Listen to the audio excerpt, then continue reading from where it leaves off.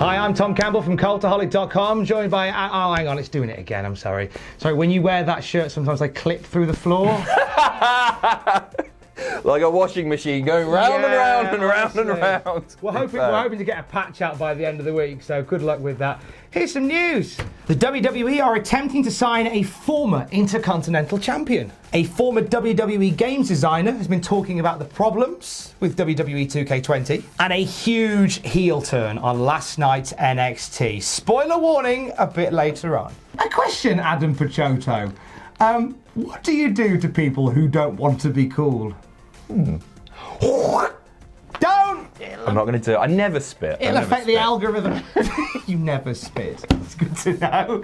That is, of course, the actions of one Carlito from Off of Wrestling's past. And he's apparently been having a chat with the WWE, Adam. That's correct. This comes courtesy of Savio Vega, of all people. Your number one source for wrestling news and surprise entrance to 8-man tags. Right, so Savio Vega opened up in a recent interview saying that Carlito has been approached by WWE about a potential return. We don't know how far they got with their discussions. We don't know if a contract has been offered, if a contract has been signed, but WWE are very interested. This comes following the news of, like, John Morrison, for example, recently was rumored to be re-signing with the WWE. He shot that down on Twitter, but we still don't know if that's a work or that's a shoot. Who knows? Would you be happy to see Carlito back in the Fed? Do you know what? I was never anti-Carlito. That's good. Which is good. I liked... In the same way they got anti... my uncle... Well, Auntie Belinda. Or my uncle Carlito. Now, I never disliked Carlito. Okay. But, I enjoyed his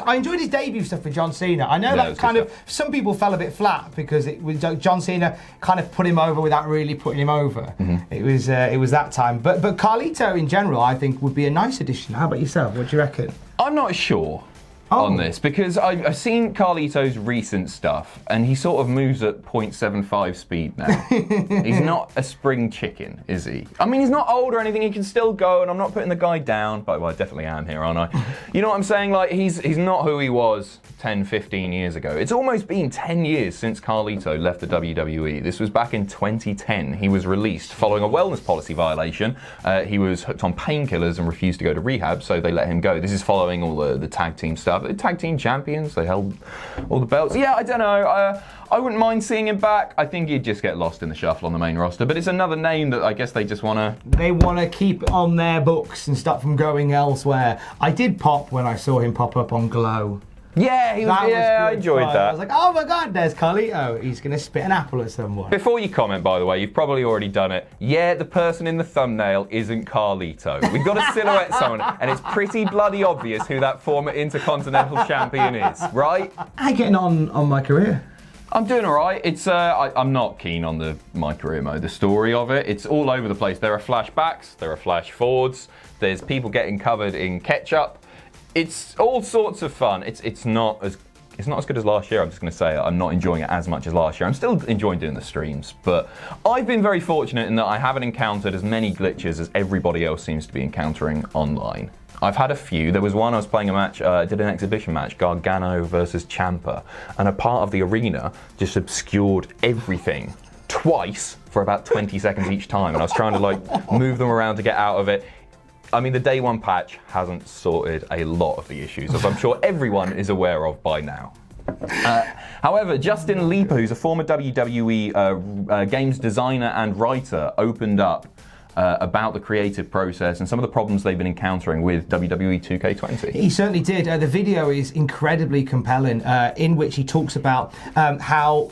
He talks about a time when he went to Japan to go and meet with Ukes and give them some guidance on how and what they wanted to change with the game and such like that. He talks about when he went along with a few people from WWE Games and a few ambassadors from Ukes. They all met up, and then afterwards the WWE Games guys went out for dinner. Mm-hmm. And they had drinks and stuff, and then the next day they come back to Ukes, where people are still there in the same shirts from the night before, looking a bit disheveled, and it turned out quite a few people, after WWE Games had come in and said, we need the following done or following change, they stayed all night to fix it.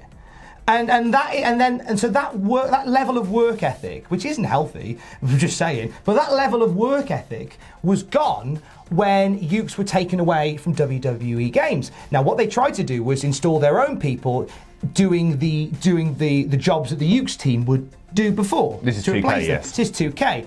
However, like it's and Justin puts this really succinctly in the video where he says it's like if you live in a house and your landlord says you have to move out, but you have to leave all your stuff here, and they move somebody else in and they say this is your house now. Off you go. And you don't know where anything is. You don't know how to work the microwave. You don't know how to work the oven. But you have to make it work. That's basically what has happened with this game. I saw this on Twitter, and Ukes had been doing a bit of consultancy work, it seemed, in previous editions of the WWE 2K series. But this, I think, is the first year where they've had absolutely no input. And it appears that it shows, because there have been so many problems. It's been a PR disaster. Hashtag fix WWE 2K20 trending worldwide at various points over the last few days. It's not been good, but you know what? I don't want to say I don't have sympathy, because I know the guys at 2K. I know they do work their asses off. They really do. And they're a great bunch of people as well. We've been lucky enough to be invited to various bits here and there. Went out to the Performance Centre, for example. They are really great people, and they do care. They absolutely do care. I've enjoyed every single 2K game that's come out. Like, yes. I on every day it's come out, I have rushed the shop to buy it. Hand on heart, this is the first time I haven't. You can borrow my copy. Thanks, man. That's all right. So yeah, I hope that they are able to fix this, because the game, the actual in-ring stuff is still fairly fun when it's not breaking. But there's a lot of work that needs to be done. Imagine shipping something 20 years ago, a SNES cartridge, that was completely bollocks like this is. You just couldn't get away with it. The day one patch should have sorted these issues. It hasn't happened yet. Frustrating. Hashtag fix WWF Steel Cage Challenge on the NES. Triple H was cornered by TMZ. I think that's how they do all their interviews, isn't it? And he was asked a couple of things, namely about the return of Ronda Rousey and NXT Japan. That's right. TMZ reporter Savio Vega approached Triple H in an airport. Can I please be the mystery man in the tag team match? And yeah, he asked about Ronda Rousey, about NXT Japan. And Triple H said that Ronda Rousey will be back in WWE at some point. I think we all knew that was coming. I'm excited because I feel like WWE aren't investing as heavily in the women's division without Ronda Rousey being there. Do you know what I mean? Yeah, it feels like there's less of a focus on it without Ronda there. Yeah, and like Becky's still getting pushed, and Sasha, Bayley obviously, Charlotte. But apart from that, but I guess that was a problem even when Ronda was there as well. Also with NXT Japan, he simply said, "We shall see." Do it in the Triple H voice. We shall see. Oh, that was the Crypt Keeper, wasn't it? Sure, okay. Did you hear the joke that Matthew stole off me this week? Yeah, I did, yeah. You can tell it again, go on. Furious. So we reckon that the whole Japan thing came about because somebody rang Triple H and went, "Hey Trips, is it worth buying any of these Japanese promotions?" And Triple H just went, "No." All right, we'll give him a call. Noah, get it? Noah. Not as funny the fourth time. Do you know what? It's really not. Matthew stole all my thunder from that gag on the podcast. Gonna get you diddler. In the cultaholic sense of the word. No. Jake Hager is making a name for himself in AEW, and he spoke to SI about his time in WWE AP. That's right. He said in an interview with them, "When I look at guys like Cesaro, guys like Bobby Lashley, they're just lost." That's not true. Lashley's talking Lana every week, lucky devil. When I look at them, that whole cloud of doom comes right back over me. I'm so glad I'm not in that. It's something you deal with big companies. It's also about how they treat their talent. They know exactly what they're doing, and I hate to say it, but it's on purpose. They want you lost in there so they can control you. They don't control me anymore. Now I'm finally being portrayed in the way that I always should have. I don't know how fair this is, because Swagger got a big push. He was World Heavyweight Champion as well. Exactly. Opinion has really changed on Hager in the past few weeks, since his AEW debut. And I think all of us here at Cultaholic have obviously had a bit of a laugh at Jake's expense, sorry. But he wasn't ever that good in WWE, and he was pushed. And he was never that brilliant. Think back to a really great Jack Swagger match. There aren't that many, are there? The Money in the Bank match was good, but that's a multi-man. Was that when he had him 5-star? He had a few in 5-star. He was the longest reigning 5-star champion, I believe. Dishing out those French cries. Right. Center. So yeah, I understand what he's saying, and I agree with it, especially with Cesaro. And Lashley should be higher on the card, really, than he probably is. But Swagger saying that, I think he had an all right time in WWE, didn't he? I think he did incredibly well, considering that he's Jake Hager. I'm excited to see what he does in AEW. Because he's a lovely bloke as well. He came to a WCPW show. He wrestled on one. He wasn't just there. He wasn't a punter. He just came to watch. Lovely guy, and he's got the size, and he's pretty good in the ring as well. So I'm excited to see what he can do with this more intense heelish character. Now he's over the cloud of doom. Yes. Which I believe is permanently over Stamford in many people's eyes. Seems like it. It's got eyes and everything. Right, NXT spoilers incoming, so it's time to apply the patented spoiler wig. What's happened to your glasses? When the wig goes on, I glitch. Oh, Take it off, take it off, take it off. Hashtag fix Cultaholic News. 2K. There are some spoilers coming though. Yeah, there are So spoilers. a huge heel turn on last night's NXT at the end of the show. Big standoff between Ciampa and Gargano and all of the members of the Undisputed Era when all of a sudden Finn Balor's music hits. He comes down to the ring. He's here to save the day. Get the cat excited. No, he's not. Big old Pele kick to the face of Johnny Gargano, and then he trashes him at ringside, shotgun drop kick, and then nailed him with like a big spike DDT suplex thing. It's called the 1960. Of course it is. Of course it bloody is. Oh. Don't do it on 2K though, because you'll end up in the crowd. It was. Do you know what? It was a really impactful heel turn. Oh yeah. Like it caught me off guard after a phenomenal main event with the North American Championship on the line.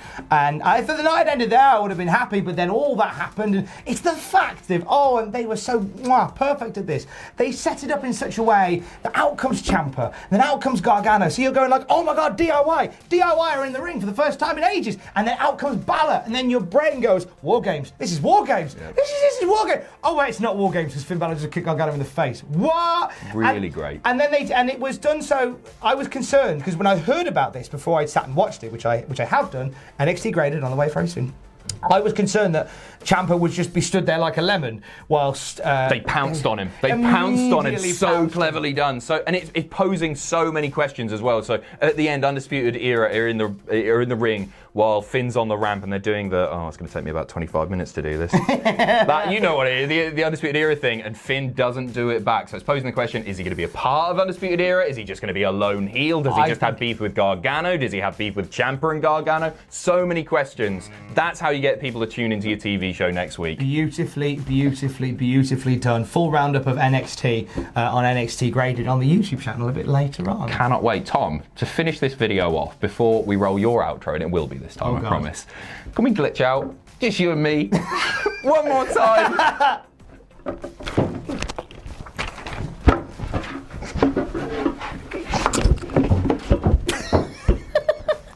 Thanks for watching. Let us know what you think in the comments down below. You can follow us on Twitter at Cultaholic. You can find us on Facebook at facebook.com/Cultaholic. If you enjoy what we do here at Cultaholic, you can pledge to us on Patreon. That's patreon.com/Cultaholic. And most importantly, don't forget to hit subscribe and join us.